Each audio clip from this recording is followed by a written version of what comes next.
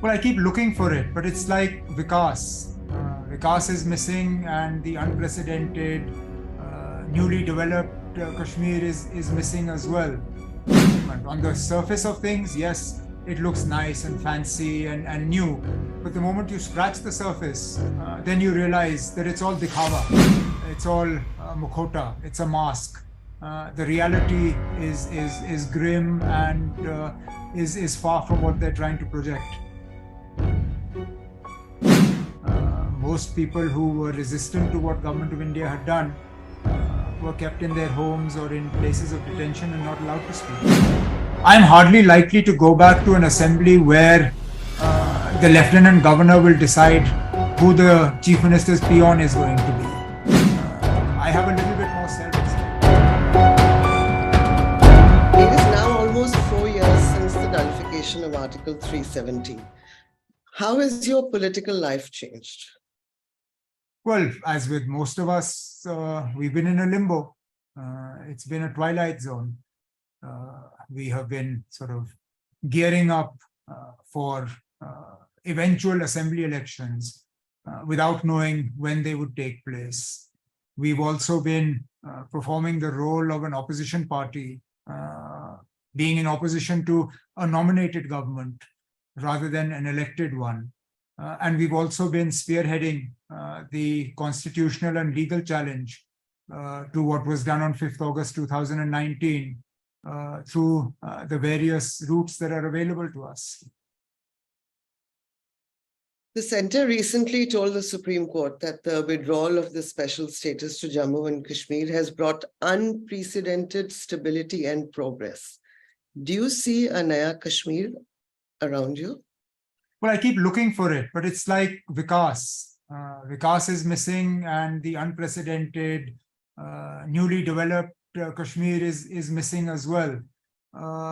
We were sort of taken aback when we saw the tone and tenor of what was filed in the Supreme Court, because it's not reflected on the ground. And I'll give you a small example. We had half an hour of rain early this morning, and the so-called newly developed G20 compatible Polo View market, where all the G20 delegates were taken and forced to buy things, the shops were flooded. And this market has now been commissioned, just a few months ago. So that's the sort of development. On the surface of things, yes, it looks nice and fancy and new. But the moment you scratch the surface, then you realize that it's all dikhawa. It's all mukhota. It's a mask. The reality is grim and is far from what they're trying to project. What about in terms of law and order? Because the centre claims that the number of incidents have come down. Well, the number of incidents do ebb and flow. We had peaceful times even when I was chief minister, 2011, 2012, a large part of 2013. This sort of level of calm and peace is not entirely unprecedented. But then the sort of measures that this government has implemented in terms of arrests, detentions, bulldozing of houses, dismissal from jobs, that certainly is unprecedented. You had a recent incident where in a police function, people didn't stand for the national anthem. Now, if everything had changed and all this was voluntary, then everybody would have been willingly standing up for the national anthem and singing with gusto. Here you had people who didn't want to stand and were summarily arrested and charged. So again, as I said, on the surface of it, things appear good. But the moment you scratch the surface, you realize that things haven't changed all that drastically. A broader consensus has somehow endorsed the scrapping of Article 370 as a fait accompli. Even experts like, former Raw Chief A.S. Dulat, who you know rather well, believe that it is done and dusted. Now, we know that the National Conference, your party, has challenged this in the Supreme Court. But do you somewhere believe that it is history? No, it's not history. If it was history, we wouldn't be in the Supreme Court. I beg to disagree with all the armchair experts who pass judgment over how they see things in Jammu and Kashmir. Look, you're welcome not to fight against what happened on the 5th of August 2019. In fact, you're welcome to endorse it as well. But that doesn't mean all of us have to. We believe that we have a strong case in front of the Supreme Court. We also believe that the Supreme Court is looking at it purely from the constitutional and legal point of view, whereas what the BJP did was largely political. Our question is over the constitutionality and the legality of it.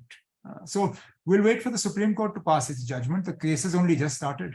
All the voices that we heard at that time where, they sort of blamed NC and PDP for being in alliance with the BJP at different points of time. Do you find a certain amount of forgiveness there? I didn't hear those voices. I was locked up. So I don't know who you spoke to and where you found these people. Most of Kashmir was locked up. In fact, most of the voices that were sort of brought out on television channels, brought to meet ambassadors and brought to meet EU members of parliament were all mouthpieces of the government. They were the government's own echo chambers. Most people who were resistant to what government of India had done were kept in their homes or in places of detention and not allowed to speak. How would you assess the mood of the street of Kashmir? Like I said earlier, I mean, on the surface of it, yes, it's calm, but scratch the surface and people are still angry. They're upset. They're victims of uncertainty themselves. The promises that were made in terms of development, growth, jobs are nowhere to be seen. And what they see is a failure of administration, a failure of any sort of attempt to bridge the divide or to heal wounds. The strong arm of the law is a lot more visible than any sort of compassionate governance. The NC, however, recently said that it would contest all elections. Do you see yourself contesting an election? Because well, I have not ruled out. I've only said that in the current scenario, I'm not fighting an assembly election. And I stand by that. Look, as far as I'm concerned, I've been chief minister of an undivided Jammu and Kashmir with the most empowered assembly in the country. I'm hardly likely to go back to an assembly where the lieutenant governor will decide who the chief minister's peon is going to be. I have a little bit more self-respect than that. I want to fight for the restoration of what was taken away from Jammu and Kashmir to the fullest extent possible. And that's what I'm doing. And I don't need to come into the assembly for that. As far as your question about Jammu and Kashmir, the National Conference will fight all elections, that's not something we've said for the first time.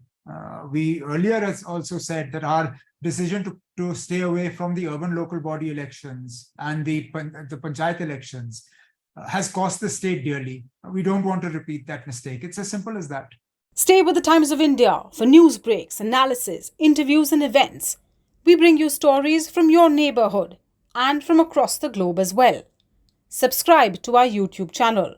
Hit the like button and press the bell icon so you don't miss any of our videos.